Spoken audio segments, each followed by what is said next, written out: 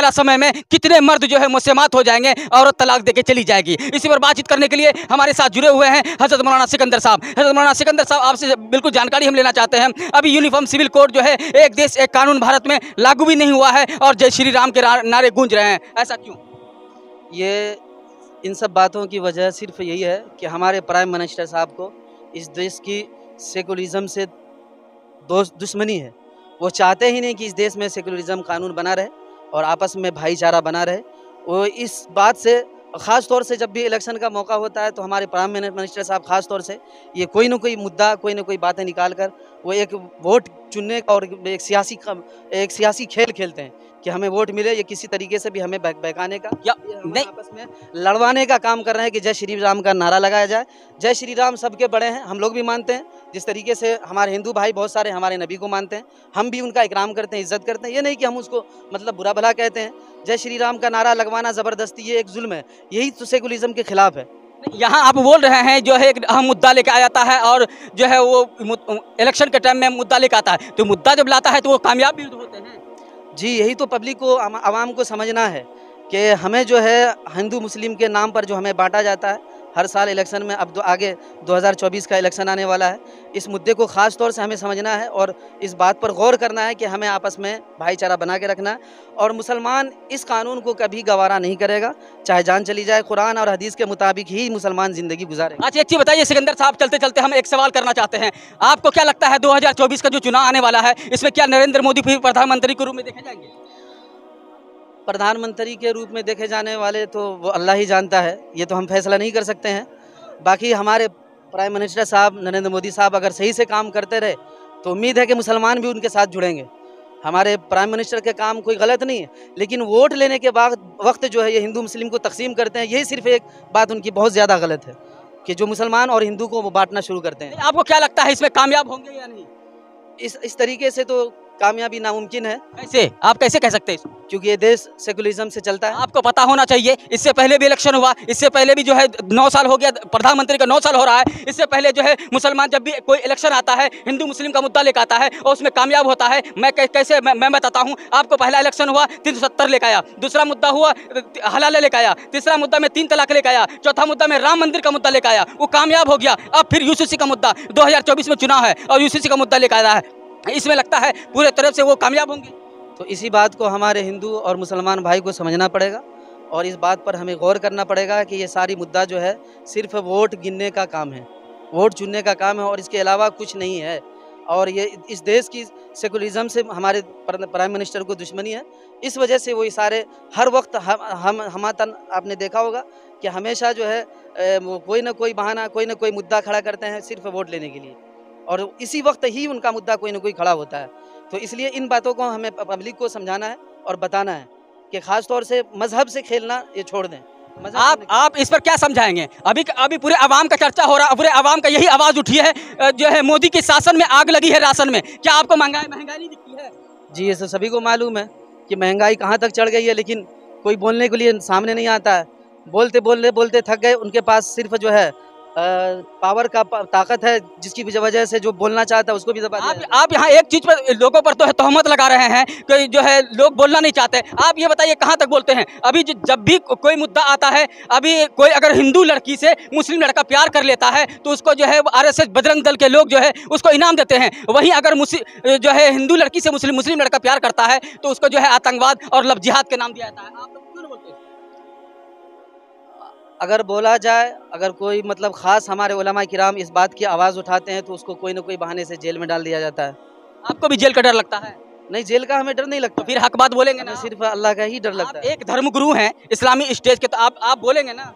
तो बोलने के लिए हमें, अब जो मौलवी हैं, कुछ किराए पे टट्टू बिकने वाले मौलवी हैं, अब डेबिट पर जाकर टीवी पर बैठते हैं तो उनको शरीयत का पता ही नहीं है। वो उल्टी सीधी बातें बता के पैसे खा के वो शरीयत को ही बदनाम करते हैं। उन्हें उनसे अगर पूछ लिया जाए, इन मौलवियों को जो डेबिट पर जाकर बैठते हैं टीवी पर, मैं मीडिया वाले से कहना चाहता हूँ कि अगर उनको ताकत है तो मुझे बुलाए, मैं समझाऊंगा शरीयत क्या कहती है।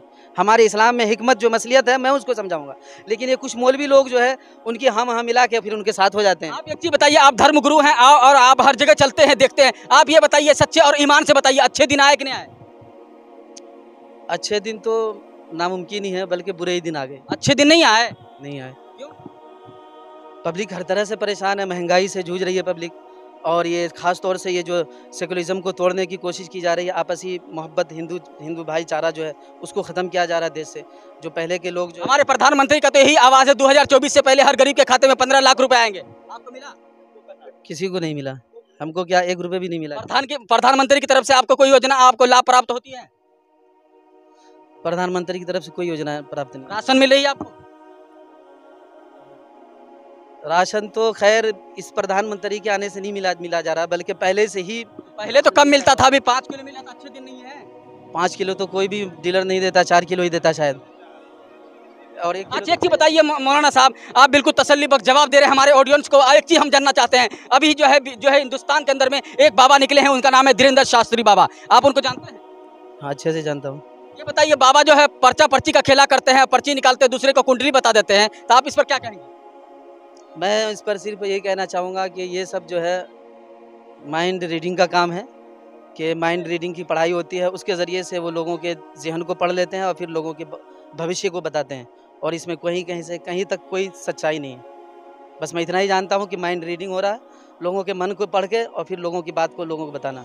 और देखिए, साफ तौर पर हमारे साथ जुड़े हुए हैं हजरत मौलाना जो है मुफ्ती जो है सिकंदर साहब दामद बरकत, तो हमारे साथ जुड़े हुए और तसल्ली बख्श जवाब दे रहे हैं और कह रहे हैं धीरेन्द्र शास्त्री बाबा जो है, बागेश्वर बाबा, ये लोगों का माइंड रीडिंग करते हैं, माइंड रीडिंग करके जो है बिल्कुल जो है लोगों को बरगला रहे हैं, लोगों को ये कर रहे हैं। हर एक सवाल हम और जानना चाहते हैं, धीरेन्द्र शास्त्री बाबा का जो अभी बयान आता है, उनका कहना है कि हिंदू राष्ट्र, क्या आपको लगता है यह भारत पहले से हिंदू राष्ट्र नहीं है? हिंदू राष्ट्र में हिंदू है क्या, सबसे पहली बात तो हमें ये समझना है, और हिंदू हमारे हिंदू भाई को भी समझना है कि ये हिंदू कुछ है ही नहीं। हिंदू राष्ट्र ये सिर्फ एक मतलब ज़बान पे एक लक़ब बना लिया लोगों ने, हिंदू राष्ट्र। ये बताइए, ये पहले से मुस्लिम राष्ट्र था या हिंदू राष्ट्र? ये तो पहले से ही सेकुलरिज्म देश चल रहा है। इस देश में हर किसी को आज़ादी है, अपने मजहब पर इख्तियार है, अपने मजहब पर अमल करने का। बाबा धीरेन्द्र शास्त्री कहते हैं हिंदू राष्ट्र था, हिंदू राष्ट्र है, हिंदू राष्ट्र रहेगा, फिर वो किस हिंदू राष्ट्र की मांग कर रहे हैं? वो तो बाबा है, वो कुछ भी कह सकते हैं, उसकी बात का तो हम कुछ बोल ही नहीं सकते हैं, क्योंकि वो जो है अभी पूरा सियासत में भी उतर चुके हैं। हालांकि बाबा है, बाबा को सियासत में नहीं आना चाहिए।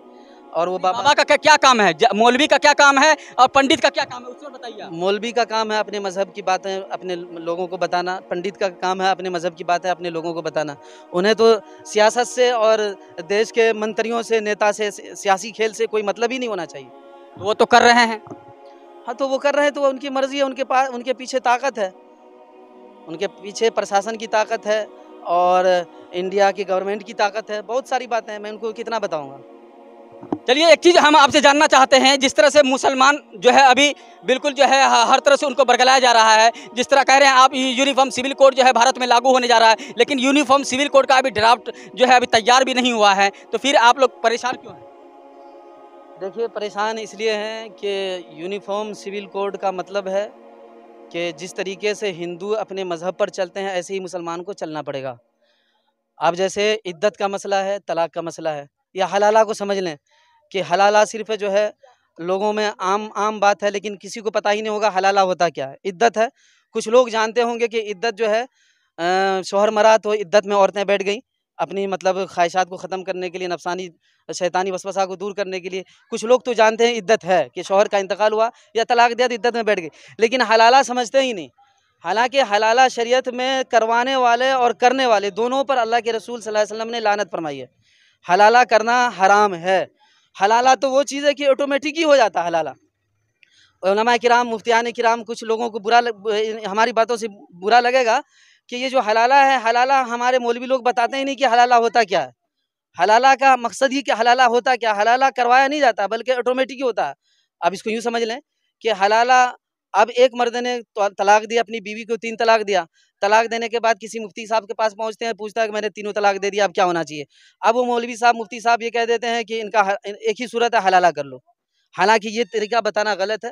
कुछ लोग जो है पैसे लेके भी हलाला करते हैं कि उससे निकाह कराया और एक तलाक दिलवा के फिर पहले शौहर से फिर निकाह करा लिया जाता है।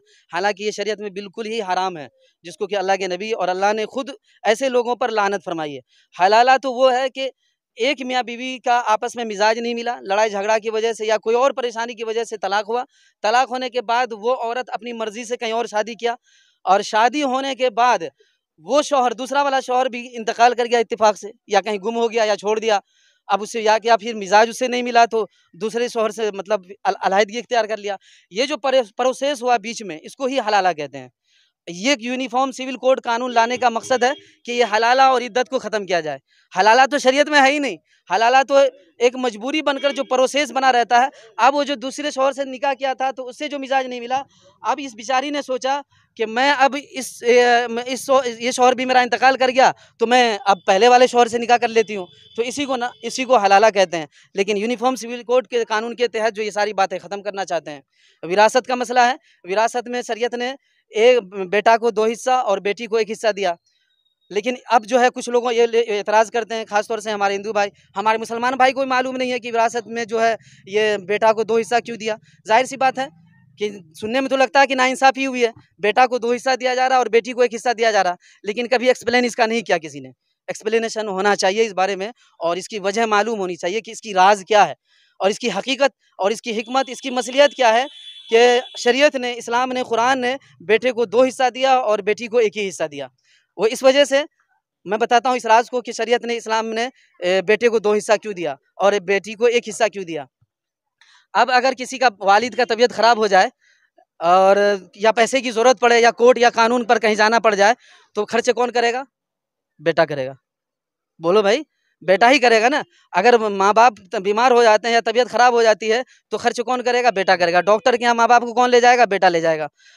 अब बेटी जो है शादी करने के बाद उसके नान व नफ़क़ा जितने भी निकाह में कहते हैं ना कि मैं नान व नफ़क़ा के आपके निकाह में दी जाती, यानी जितने भी अखराजात ज़िंदगी हैं उनकी, वो सारे के सारे शौहर पर है।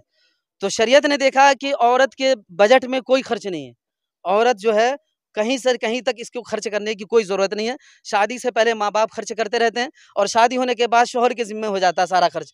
तो इसलिए कुरान और हदीस ने बेटी को 1 हिस्सा दिया और बेटा को 2 हिस्सा दिया कि बेटे के ज़िम्मे खर्च होते हैं, माँ बाप के खर्चे हैं, केस कानून के खर्चे हैं, या ऐसे ही कोई और बीमारी में या परेशानी में उलझ गए तो उसको जो है बेटे को ही देखना पड़ता है। इसलिए कुरान ने 2 हिस्से बताए और बेटी को 1 हिस्सा बताया कि बेटी के ज़िम्मे कोई खर्चा नहीं है। लेकिन इसको जो है कुछ लोग तोहमत के तौर पर समझते हैं कि तुम्हारे इस्लाम में, तुम्हारे मज़हब में नाइंसाफ़ी होती है कि बेटी को 1 हिस्सा दिया जाता है और बेटा को 2 हिस्सा दिया जाता है। लेकिन उसको ये समझ में नहीं आती कि ये 2 हिस्सा और 1 हिस्सा में मकसद है, हिकमत है। ये हिकमत देखिए, साफ तौर पे हमारे साथ जुड़े हुए हैं मुफ्ती सिकंदर साहब और वाज़े कर रहे हैं हलाला हमारे शरीयत में है नहीं। हलाला की बात जो भी करते हैं या जो भी मौलवी इसकी इस पर दुकान चलाते हैं वो बिल्कुल गलत है। हमारे इसमें हलाला का कोई तज़किरा नहीं है। रही बात जो है विरासत की, विरासत में बात करने के लिए हमारे साथ जुड़े हुए हैं हज़रत का रेस। आज संविधान आप बना रहे हैं, ये संविधान हमारे हुजूर बनाकर चले गए। ये हमारे इस्लामी किताबों में पहले से ही संविधान है, बेटी को 1 हिस्सा और बेटे को 2 हिस्सा, क्योंकि बेटी पर कोई खर्च नहीं है। क्योंकि बेटी जब मैके में रहती है उनका सारा खर्च उनके माँ बाप, उनके रिश्तेदार, उनके गार्जियन उठाते हैं। लेकिन जब वहीं बेटी जब ये जो है मैके से अपनी ससुराल की तरफ जाती है वहाँ उनका जो है खर्च उनके शौहर उठाते हैं। इस पर बातचीत करने के लिए हमारे साथ जुड़ चुके हैं हजरत जो है मुफ्ती सिकंदर साहब। मुफ्ती सिकंदर साहब का कहना है ये फजूल की बात है, विरासत को छोड़ दीजिए, हलाला की बात छोड़ दीजिए। अगर बात ही करनी है तो आप कीजिए जो है अच्छे दिन की बात कीजिए तो अच्छे समाज की बात कीजिए। अब बात करनी है तो बेरोजगारी पर बात कीजिए, बात अगर करनी है तो जो है शिक्षा पर बात कीजिए, बात अगर करनी है जो आपने कहा था इलेक्शन में हर गरीब के खाते में 15 लाख आएंगे, आप उस पर बात कीजिए। इसी पर बातचीत करने के लिए हमारे सिकंदर साहब। अगर आपको हमारा वीडियो पसंद आया हो तो इसे लाइक करें, हमारे चैनल को सब्सक्राइब करें और हाँ, बेल आइकन दबाना ना भूलें ताकि आप तक हमारे वीडियो की नोटिफिकेशन पहुंचती रहे। आप अपना सुझाव हमें कमेंट बॉक्स में दे सकते हैं। हमारे साथ जुड़ने के लिए शुक्रिया।